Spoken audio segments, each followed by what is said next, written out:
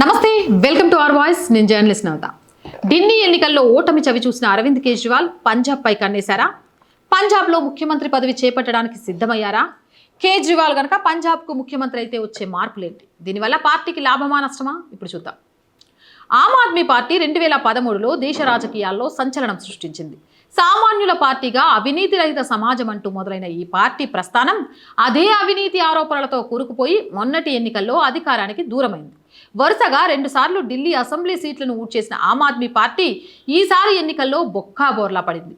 22 సీట్లకే పరిమితమైంది. 2015, 2020 వరుసగా 50% పైగా ఓట్లు సంపాదించిన ఆమ్ ఆద్మీ పార్టీ ఈసారి ఏకంగా 10% ఓట్లను కోల్పోయింది. ముఖ్యంగా ప్రభుత్వంపై అవినీతి ఆరోపణలు, లిక్కర్ కుంభకోణంలో పలువురు అగ్రనేతలు అరెస్టు కావడం వంటివి పార్టీని దెబ్బతీశాయి. సామాన్యుల పార్టీ అంటూ చెప్పుకునే ఆమ్ ఆద్మీ పార్టీ శీష్ మహల్ పేరిట 100 కోట్లు తగలేయడం, రోడ్లు, విద్యుత్తు, మంచినీరు, పొల్యూషన్ ఇలా ప్రతి దాంట్లో ఆ పార్టీ వైఫల్యం కొట్టొచ్చినట్లు కనబడింది. పైగా కేంద్రంలో ఉన్న ఢిల్లీ ప్రభుత్వంతో తరచూ తగులాడటానికి కూడా ప్రజలు అంగీకరించలేదు. ఫలితంగా ఢిల్లీ ప్రజల్లో ఓ వర్గం వారికి ఆయనపై తీవ్ర ఆగ్రహం కలిగించేలా చేసింది. దీంతో అరవింద్ కేజ్రీవాల్ స్వయంగా న్యూఢిల్లీ స్థానంలో బీజేపీ అభ్యర్థి పర్వేష్ వర్మ చేతిలో ఓటమి పాలయ్యారు. ఇలా కర్ణుడి చావుకు 1,00,000 కారణాలంటూ ఢిల్లీలో ఆప్ ఓడిపోవడానికి పలు కారణాలున్నాయి. అయితే ఢిల్లీ మద్యం కుంభకోణంలో అరెస్టై విడుదలైన తర్వాత ఆయన ఫైల్స్ పై సంతకాలు పెట్టడానికి వీల్లేదంటూ కోర్టు ఆంక్షలు విధించడంతో విధిలేని పరిస్థితుల్లో తన ప్లేస్లో అతిషి మర్లేనాను ముఖ్యమంత్రిని చేశారు.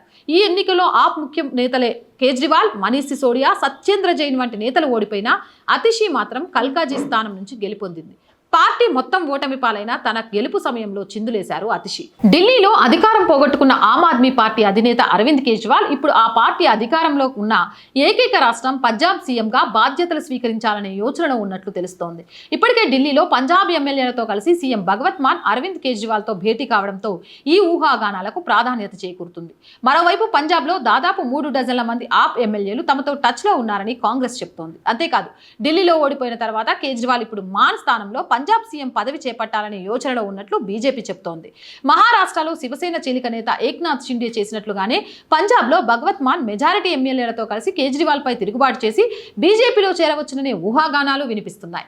కేజ్రీవాల్కి పంజాబ్లో పార్టీ భవిష్యత్ ఏంటనే భయం పట్టుకుంది. అందుకే తానే అక్కడ సీఎంగా ఉంటే బాగుంటుందేమో అన్న భావనకు వచ్చినట్లు సమాచారం. అప్పుడైతే బీజేపీ వ్యూహాలకు చెక్ పొట్టవచ్చునని అనుకుంటున్నారు. కానీ అది ఎంతవరకు సాధ్యం అనేది కూడా చర్చ జరుగుతోంది. పంజాబ్కు ఢిల్లీకి రాజకీయ పరంగా ఎన్నో భేదాలున్నాయి. ఢిల్లీ దేశ రాజధాని ప్రాంతం. అక్కడ అనేక రాష్ట్రాల వారు నివసిస్తున్నారు. ఒక రకంగా చెప్పాలంటే మినీ భారత్ లాంటిది ఢిల్లీ. ఆ ప్రాంతంలో ఎవరు సీఎంగా ఉన్నా ప్రజలు అంగీకరిస్తారు. వారి గుణగుణాలను మాత్రమే బేరీజు వేసుకుంటారు. అందుకే కేజ్రీవాల్కి ఇప్పటి వరకు ఆ సమస్య రాలేదు. ఆయనది హర్యానా అయినా ఢిల్లీలో చక్రం తిప్పగలిగారు.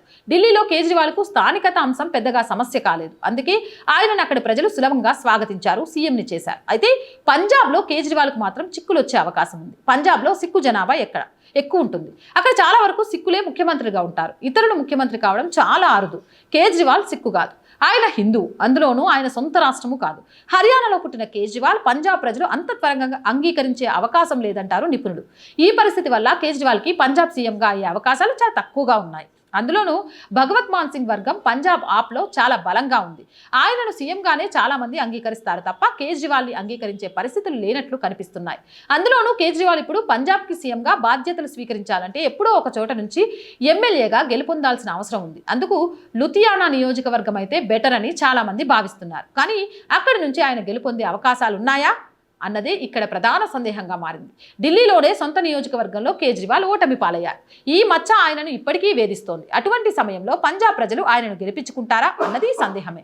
అక్కడ కూడా ఆయన ఓటమి పాలైతే ఇక తన రాజకీయ భవిష్యత్తుకు శాశ్వత సమాధి కట్టుకున్నట్లే అర్థం చేసుకోవాలి. ఇప్పుడిప్పుడు సీఎంగా ప్రమాణ స్వీకారం చేసి 6 నెలల తర్వాత పోటీ చేయాలనే యోచన కూడా నష్టం చేకూరుస్తుందంటున్నారు నిపుణులు. ప్రస్తుతం ఢిల్లీ గెలుపుతో బీజేపీ ఉత్సాహంతో ఉంది. ఆ పార్టీ ఇప్పుడు పంజాబ్లో ప్రభుత్వాన్ని చేజిక్కించుకునేందుకు పావులు కదుపుతుంది. ప్రస్తుతానికైతే భగవత్ మాన్ సింగ్ ప్రభుత్వాన్ని కూలదేసే యోచనలో అయితే లేదు.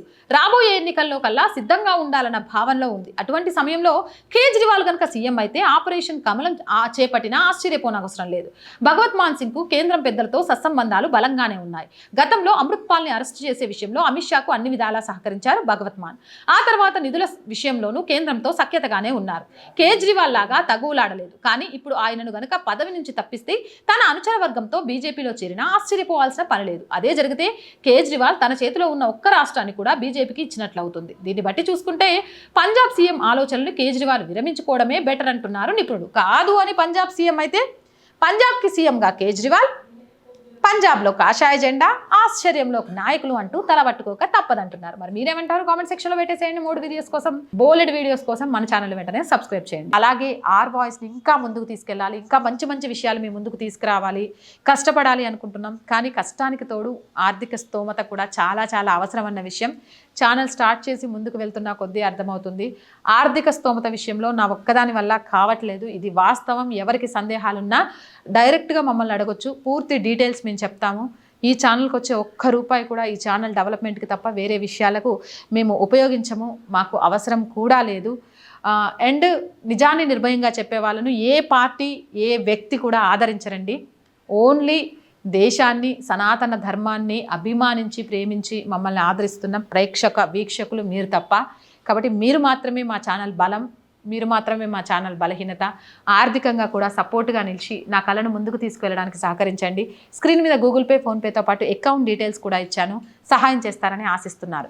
వ్యాపార ప్రకటనల కోసం మీరు ఇచ్చేది చిన్న యాడే కావచ్చు, అది మాకు చాలా చాలా చాలా ఉపయోగపడుతుంది. ఖచ్చితంగా అవి ప్రామిస్, మాకు ఇచ్చిన యాడ్ ద్వారా మీ మార్కెటింగ్ డెవలప్ అవుతుంది అని కూడా.